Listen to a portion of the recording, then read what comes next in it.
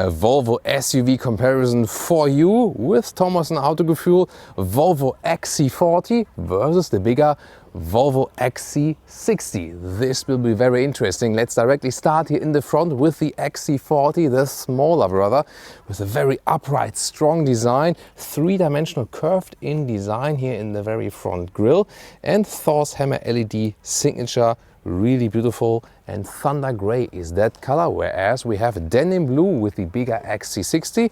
Although it's the bigger car, the front looks a little bit less upright, but still a strong look. And here also with the vertical fins, depending on the trim, it also differs a little bit. So you can see that they both belong to the Volvo family, but I think the XC40, the design is maybe a little bit fresher.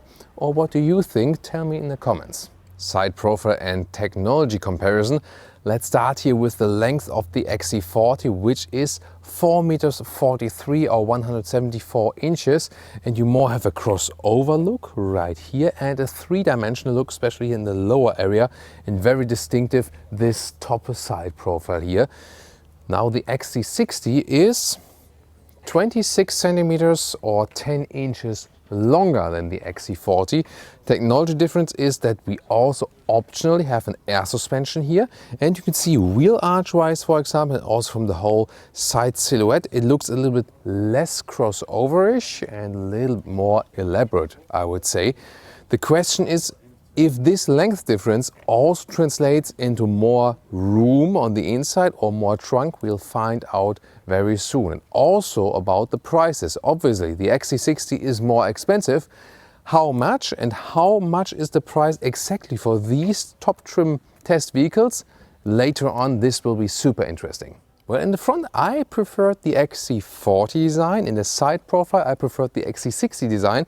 Here in the rear now they have some similarities, you know, like the basic format here and also the vertical lamps, but then it changes it right here. Also different as for the turning indicators. This looks a little bit more modern than in this case. Yeah, I would still go for the XC60 as for the visual design part, also in the rear, I would say. And even more interesting, of course, how the turning indicators look like in the front. That's the same here for both. Looks quite amazing, doesn't it? Engine choices? What the hell? Have you seen this? I mean, I've never seen a hood that opens that wide. I mean, an elephant could service this one here by that wide opening.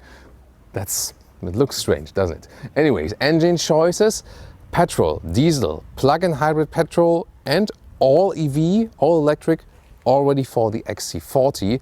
That is not available yet for the XC60. Will come at a later stage than with the all-new generation. And also the XC40 here has a 1.5 liter petrol 3-cylinder, and the 1.5 liter 3-cylinder is also the base for the plug-in hybrid.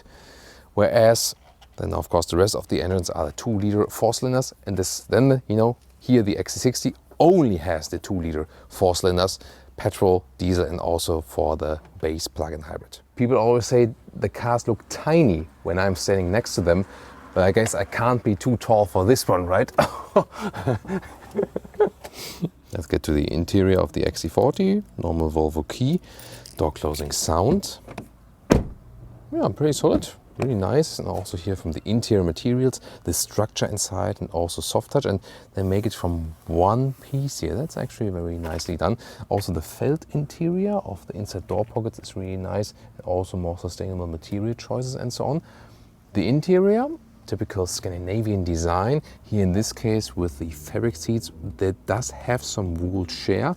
If you want to go completely animal free, there's also black fabric seat available, depending on the version, also leatherette seat or also microfiber leatherette mix. The XC40 EV, the all-electric version, is completely animal free by default. Here in the lower part you can also put that back, and it looks even nicer. Here is then a little bit longer. The big question will be, I mean, the XC40, considering it's a compact SUV, already feels quite grown up. And if you compare the XC40 to the brand external competitors, like a Mercedes GLA for example, this one feels more SUV, whereas some of the other competitors more feel crossover. That's the thing I really like about the XC40. Headroom, here this one does have the panoramic roof, and then it leaves some headroom with 189 or 6'2". The panoramic roof, let me turn on the ignition right here. Panoramic roof here, you can see you can put this slider here back, so when it's really hot, really important to have that. But you see there is this split, so it's also a panoramic roof which you can actually still open. That's of course a cool thing to have.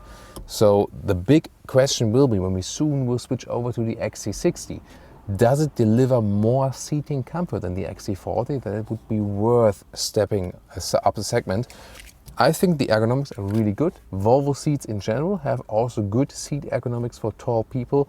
That's what I like, but really looking forward if there will be a crucial difference very soon. Interior overview, also simple here. Recently with the facelift you see these structured design patterns right here. Also 9-inch screen. Don't be mistaken, this will also soon get the Android Automotive system. This is one of the last engine versions here that hasn't gotten it yet. So soon all XC40 will also get the Android Auto system. So we won't waste time on this and check it out in the XC60. Here clearly one central knob still. This will be the same for the volume, everything else done via touch. In the lower part you can see USB-A connector, but also inductive charging pad underneath. And in this case we have this crystalline shifting lever and goes back like this or forward for reverse. The cup holes are adaptive, and then we also have decent build quality here for the armrest. Underneath even more space. What I love about the XC40 is here the matte styling of the buttons at the steering wheel. The XC60 will soon get the high gloss buttons here. You will soon see that in our video, so I do prefer the solution right here. Instruments, these are the so far or older ones if you buy used, for example. If you buy a new XC40 for most versions, and soon also for this version here, you will then get the Android Automotive instruments we will soon see in the XC60. Really nice interior materials also here at the rear door, soft touch as well, and again with the felt accentuation. And you sit very well here in the rear as well. So it's the smallest SUV, the XC40 here, and still there's some legroom left here. No problem for 4 tall adults. 5? There's a substantial middle tunnel. However, when you have squeezed yourself in here, it does work. So also decently comfortable. Of course, the outside seats are more comfortable, but overall very well usable. Here, folded down like this, adaptive cup holders. So overall, as for the offering of space here, already very nicely done. This wool material, by the way, I think it doesn't feel that good because it feels a little bit rough from the surface. I would indeed tend to pick the base fabric seats, or then in the R design, the microfiber mix. Key fob, the same, and also door closing sound. It's really good, flawless, and also comparable interior materials here from the top. But then there is, let's say, less design focus here a little bit. This looks more clean in the XC40, and also the XC40 has the felt on the inside, where here is the black plain plastic. Steering wheel is comparable, and also the seat. As for the material in the US, by the way, and also in Germany, you can get a black fabric or also a bright city weave material that is also animal free with a special styling. These ones here, again, the fabric with a little bit wool share. And you can see the seat is a little bit more, let's say, has a little bit more form to it. But also, does it really, does it translate into more comfort? That's the big question. The XC40 already feels grown up as for an SUV, and indeed, what you feel here in the front in the XC60 is doesn't feel big of a difference. When you compare BMW X1 to X3 or Mercedes GLA to GLC, Audi Q3 to Q5, you feel more of a difference than here Volvo XC40 to Volvo XC60. That rather speaks for the XC40 because it's a cheaper vehicle, cheap in relative terms. Here you feel you have a little bit more space to the front with the hood and so on. Little bit more headroom, but it's whatever that was, but it wouldn't really justify the extra price. So the seats here, they are to me a little bit firmer even though they offer a little bit more bolstering. But I wouldn't say that the XC60 is more comfortable. It's also comfortable, but sitting here in the front, maybe I would even go for the XC40. interior overview. You have these accentuations here with the matte wood. That's actually lovely done, but the base layout with 9-inch screen is more or less the same.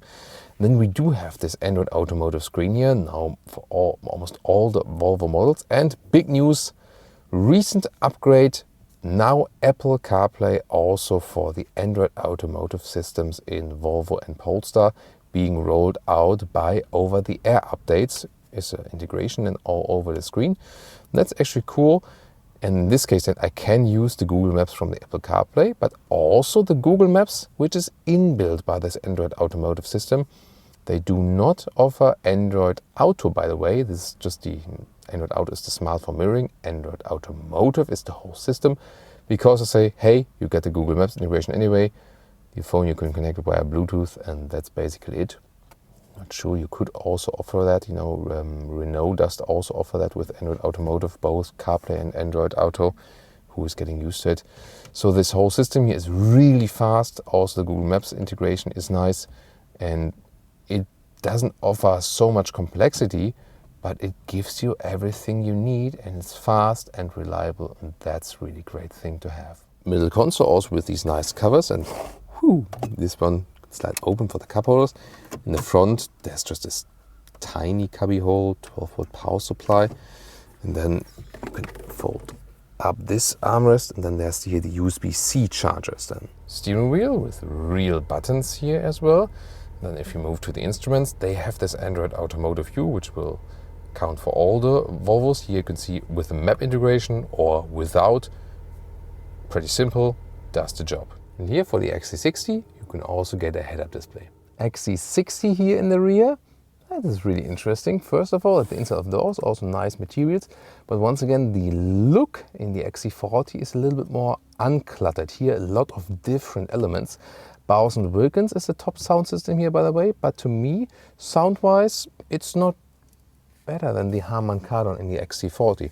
Maybe from the sound experience, I even like the Harman Kardon more. Here, as for the headroom, also some left, but legroom here, yeah, that's basically the same result we have in the XC40. So it's not that you would have more space here in the XC60. Will that difference be in the trunk? We'll soon find out. And then here in the middle part, yeah, I mean, you can also sit here, but the same, once again here, a little bit stiffer in the back part. And then we fold down this. We have here these cup holders that are a little bit more forward actually. But overall, yeah, both in the front and also here in the rear, the space and comfort are really comparable, both XC40 and XC60. And now the trunks or the boots, fight it out. Let's begin with the smaller one, the XC40. The liter difference is around 50 liters, but what is it in length and width? Here, the length about 90 centimeters or 35 inches, and the width a little bit less than a meter or 40 inches. So let's remember that, but overall well usable.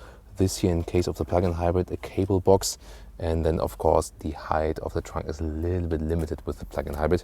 You have to fold the seats from the rear area.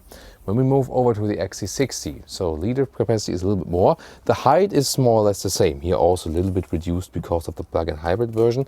But here, now the big difference is the length here, you can see it's about, yeah, it's a little bit less than a meter or 40 inches. So you gain about this here, in length, and also in the width.